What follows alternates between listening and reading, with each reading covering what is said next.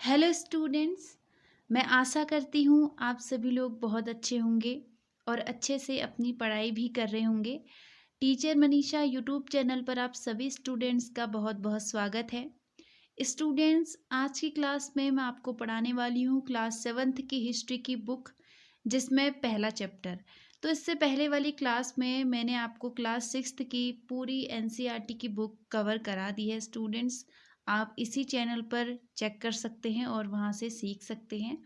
तो आज हम पढ़ेंगे अध्याय नंबर 1, जिसका नाम स्क्रीन पर आपको दिख रहा होगा। तो बढ़ते हैं अपने अगले अध्याय नंबर 1 की तरफ, जिसमें हम कक्षा 7 की बुक फिलहाल हैं। कुछ दिनों में हम जल्दी ही इसे भी फिनिश कर देंगे। तो अध्याय नंबर 1, जिसका नाम है 1000 वर्षों के दौरान हुए परिवर्तनों की पड़ताल। इस चैप्टर को हम 4 मुख्य बिंदुओं में पढ़ेंगे। सबसे पहला पॉइंट है नई और पुरानी शब्दावली। हिंदुस्तान हिंदुस्तान को लेकर नई और पुरानी शब्दावली, यानी हिंदुस्तान शब्द का किन किन अर्थों में प्रयोग किया जाता है, कैसे कैसे इसका अर्थ बदला है, वह हम देखेंगे। दूसरे पॉइंट में हम देखेंगे इतिहासकार और उनके स्रोत। जो इतिहासकार हैं वो इतिहास का निर्माण करने के लिए या अतीत का अध्ययन करने के लिए किन स्रोतों का सहारा लेते हैं। तीसरा पॉइंट में हम देखेंगे नए सामाजिक और राजनीतिक समूह। कौन कौन से समाज में नए सामाजिक और राजनीतिक समूह उभरते हैं। और फाइनली फोर्थ पॉइंट में हम देखेंगे क्षेत्र और साम्राज्य। किन किन किन किन वंशों ने हमारे देश में अपना साम्राज्य स्थापित किया था, वो हम बस उनके बारे में एक ऊपर ऊपर ही नॉलेज लेंगे। बाकी इससे पहले वाली क्लास 6 की बुक में हमने देखा था कि मैंने आपको प्राचीन भारत का इतिहास पढ़ाया था। अब क्लास 7th की बुक में हम पढ़ने वाले हैं मध्यकालीन भारत का इतिहास। तो इसमें सबसे पहले पॉइंट की तरफ बढ़ते हैं, जो है नई और पुरानी शब्दावली। हिंदुस्तान को लेकर ऐतिहासिक अभिलेख कई भाषाओं में मिलते हैं। ये भाषाएं समय के साथ बदली हैं। जो ऐतिहासिक अभिलेख मिलते हैं हमें कहीं जगह पर या पांडुलिपियां मिलती हैं, वो समय के साथ इनकी भाषाएं भी समय के साथ बदलती हैं। किसी चीज़ को जैसे आज किसी और नाम से पुकारा जाता है, आने वाले समय में उसका नाम कुछ और हो जाएगा। जैसे ये किसी स्थान को लेकर भी हो सकता है, किसी वस्तु को लेकर भी हो सकता है। तो एक वस्तु, स्थान, किसी भी नाम को लेकर, किसी भी भाषा को लेकर बदलाव देखने को मिलते ही हैं। यह बदलाव सिर्फ व्याकरण और शब्द भंडार में ही नहीं, बल्कि शब्दों के अर्थ में भी हुआ है। आज हम हिंदुस्तान शब्द से आधुनिक राष्ट्र राज्य भारत को समझते हैं। हिंदुस्तान का मतलब है हमारा भारत। फारसी के इतिहासकार मिनहाज ए सिराज, जो फारसी के इतिहासकार थे, उन्होंने पंजाब, हरियाणा और गंगा यमुना के बीच में स्थित इलाकों को हिंदुस्तान कहा। इतने क्षेत्र को ही इन्होंने हिंदुस्तान पुकारा। और बाबर ने इस उपमहाद्वीप के भूगोल, पशु पक्षियों और यहाँ के निवासियों की संस्कृति का वर्णन करने के लिए हिंदुस्तान शब्द का प्रयोग किया। तो हिंदुस्तान शब्द का प्रयोग अलग अलग अर्थों में किया। जैसे मिनहाज सिराज ने किसी विशेष भूक्षेत्र को ही हिंदुस्तान कहा, और बाबर ने हमारे इस उपमहाद्वीप के भूगोल, पशु पक्षियों और यहाँ के निवासियों की संस्कृति का वर्णन करने के लिए हिंदुस्तान शब्द का प्रयोग किया है। उपमहाद्वीप किसे कहते हैं? उपमहाद्वीप एक ऐसा द्वीप जिसमें तरह तरह की संरचनाएं हमको देखने को मिलती हैं। एक ऐसा द्वीप जिसमें हमें पहाड़ियाँ, घाटियाँ, झरने, तरह तरह की संरचनाएं देखने को मिलती हैं। इसे उपमहाद्वीप कहा जाता है। तो भारत एक उपमहाद्वीप है। तो ये पहले पॉइंट में हमने देखा। दूसरा पॉइंट हमें बताता है इतिहासकार और उनके स्रोत। इतिहासकार किन स्रोतों के बारे में हमें बताते हैं। जैसे कि इस चैप्टर का नाम है 1000 वर्षों के दौरान हुए परिवर्तनों की पड़ताल। तो ये 1000 वर्ष जो हम पढ़ने वाले हैं कक्षा 7 की बुक में, तो ये 1000 वर्ष 700 से लेकर 1750 तक का समय है, जो कि 1000 वर्ष का समय है। इनमें क्या क्या परिवर्तन हुए, इस 1000 वर्ष के बीच में क्या परिवर्तन हुए, वही हम जानेंगे इस बुक में। तो 700 से 1750 ईस्वी का अध्ययन करने के लिए इतिहासकार सिक्कों, शिलालेखों, स्थापत्य का मतलब भवन निर्माण कला और लिखित सामग्री का प्रयोग करते हैं।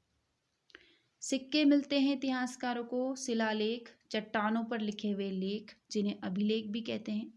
भवन निर्माण कला, कौन कौन सी कलाएं बनाई गई, किस किस तरीके से भवन निर्मित हुए, उनसे भी जानकारी मिलती है। और साथ ही लिखित सामग्री का भी प्रयोग करते हैं इतिहासकार इस लंबे समय 1000 वर्ष के 1000 वर्ष के दौरान जो परिवर्तन हुए उनकी पड़ताल करने के लिए। उस समय छापे खाने न होने के कारण लिपिक या नकल नवीस हाथ से ही पांडुलिपियों की प्रतिकृति बनाते थे, क्योंकि उस समय पर छापे खाने नहीं थे जिसमें छापकर किसी का प्रकाशन किया जाए। तो लिपिक या नकल नवीस ही पांडुलिपियां लिखते थे और उनकी प्रतिकृति यानी टू कॉपी बनाते रहते थे। मूलतः लेखक ने क्या लिखा था, इस बात का अंदाजा लगाने के लिए इतिहासकारों को एक ही ग्रंथ की विभिन्न प्रतिलिपियों का अध्ययन करना पड़ता है। तो होता क्या है कि लेखक लिखना क्या चाहता है, लेखक ने क्या लिखा है, इस बात का अंदाजा लगाने के लिए एक ही जो बुक है, जैसे एक ही लेख है, एक ही बुक है, इसकी कई सारी प्रतिलिपियों को, इसकी कई सारी टू कॉपीज का अध्ययन इतिहासकारों को करना पड़ता है ताकि उन्हें एक्चुअली में पता चले कि आखिरकार लेखक ने क्या लिखा था। जैसे इतिहासकार जियाउद्दीन बर्नी ने पहली बार अपना वृत्तांत 1356 में और दूसरी बार इसके 2 वर्ष बाद लिखा, दोनों में अंतर पाया गया। तो इस तरीके से इतिहासकारों के जांच पड़ताल करने में, अतीत का अध्ययन करने के लिए कई सारे एक ही प्रतिलिपि के कई सारे टू कॉपी या प्रतिकृतियों का अध्ययन करना पड़ता है और उसमें कई बार तो उसमें अंतर भी पाया जाता है। जैसे जियाउद्दीन बर्नी की वृत्तांत का मतलब होता है यात्रा वृत्तांत, मतलब जब कोई जियाउद्दीन बर्नी जैसे एक इतिहासकार है, तो जैसे कोई इतिहासकार किसी दूसरे भूभाग पर जाता है या किसी दूसरे देश जाता है और अपनी यात्रा का वर्णन करता है तो उसे वृत्तांत या यात्रा वृत्तांत कहते हैं। तो उसी ने 1356 में दूसरी बार और इसके 2 वर्ष बाद लिखा था अपना यात्रा वृत्तांत और दोनों में अंतर पाया गया था। तो मतलब इसीलिए कई सारी प्रतिलिपियों का अध्ययन करना पड़ता है।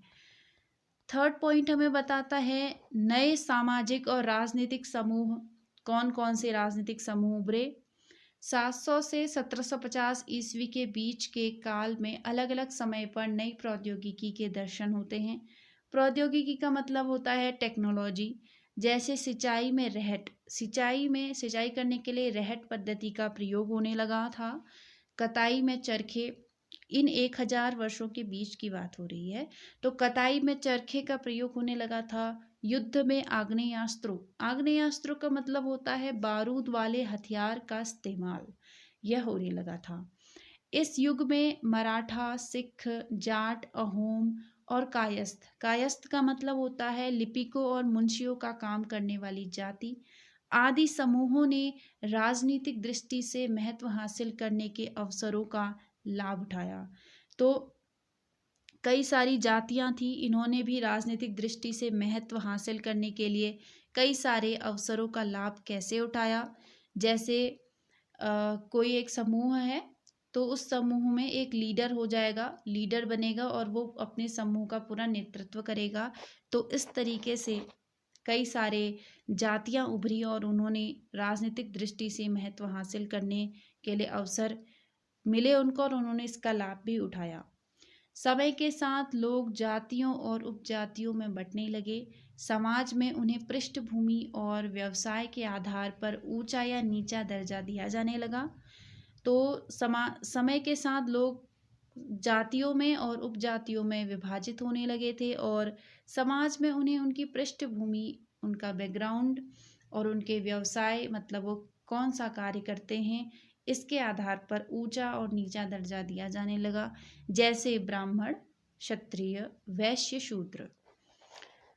अपने सदस्यों के व्यवहार पर नियंत्रण करने के लिए जातियां स्वयं अपने अपने नियम बनाती थी। इन नियमों का पालन जाति पंचायत यानी बड़े बुजुर्गों की सभा करवाती थी। तो अपने सदस्यों के व्यवहार पर नियंत्रण करने के लिए, क्योंकि जातियां अलग अलग समूहों में बटी हुई हैं, तो उनमें अनुशासन और उनका व्यवहार पर नियंत्रण करने के लिए जाति पंचायत कुछ नियमों का पालन करवाती थी, जो अपने अपने समूह में होते थे। तो ये है हमारा 3 पॉइंट तक आज हमने पढ़ा स्टूडेंट्स। आज मैं आपको यहीं तक ही पढ़ाऊंगी 3 पॉइंट तक, और आपको अच्छे से पढ़ना है। एक बार मैं रिवाइज करा देती हूँ। पॉइंट है नई और पुरानी शब्दावली हिंदुस्तान को लेकर। हिंदुस्तान को लेकर कैसे अर्थ में बदलाव होता है। अब बदलाव सिर्फ व्याकरण और शब्द भंडार में ही नहीं, बल्कि शब्दों के अर्थ में भी होता है। वक्त के साथ साथ शब्दों के अर्थ में भी परिवर्तन होता है। हिंदुस्तान को लेकर जैसे फारसी के इतिहासकार मिनहाज ए सिराज, उन्होंने पंजाब, हरियाणा और गंगा यमुना के बीच में स्थित इलाकों को हिंदुस्तान कहा था। बाबर ने उपमहाद्वीप के भूगोल, पशु पक्षियों और यहाँ के निवासियों की संस्कृति, कल्चर को उसका वर्णन करने के लिए हिंदुस्तान शब्द का प्रयोग किया था। दूसरे पॉइंट में हमने देखा इतिहासकार और उनके स्रोत। इतिहासकार कैसे इतिहास का पता लगाते हैं, सिक्कों से, शिलालेखों के द्वारा, स्थापत्य के द्वारा और लिखित सामग्री का प्रयोग करके। और इतिहासकार एक ही प्रतिलिपियों की कई प्रतिलिपियों का अध्ययन करना पड़ता है इतिहासकारों को, ताकि वो सही अनुमान लगा सकें, सही जानकारी एकत्रित कर सकें। और जैसे जियाउद्दीन बर्नी ने पहली बार अपना वृत्तांत 1356 में और दूसरी बार इसके 2 वर्ष बाद लिखा था, और दोनों में अंतर भी पाया गया था। तीसरे पॉइंट में हमने देखा समाज में 700 से 1750 ईस्वी के बीच के दौरान नई प्रौद्योगिकी के दर्शन हुए, जैसे सिंचाई में रहट, कताई में चरखे, युद्ध में आग्नेयास्त्रों का इस्तेमाल, ये सब होने लगा था। और कई समुदाय जातियों और उपजातियों में बंटने लगे थे, और उनमें कई नियमों का पालन होता था, जो जाति पंचायत यानी बड़े बुजुर्गों की सभा करवाती थी। तो स्टूडेंट्स, आज के लिए इतनी ही क्लास रहेगी आपकी, और अब हम इसके बाद नेक्स्ट क्लास पढ़ेंगे। अगली क्लास में देखेंगे अपना 4th पॉइंट और कुछ और इम्पोर्टेंट जानकारी। तो आज के लिए इतना ही स्टूडेंट्स, अभी के लिए बाय बाय।